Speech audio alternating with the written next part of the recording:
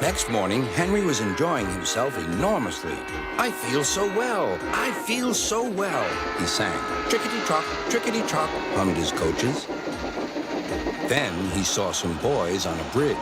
Beep, beep, hello, he whistled. Oh, he called. The boys didn't wave and take his number. They thought it fun to drop stones on him instead. They've broken our glass, they've broken our glass, cried the coaches. The passengers weren't hurt, but they were cross. Call the police. No, said the driver, leave it to Henry and me. What will you do? They asked. Can you keep a secret? Yes, yes. Well then, said the driver, Henry is going to sneeze at those boys.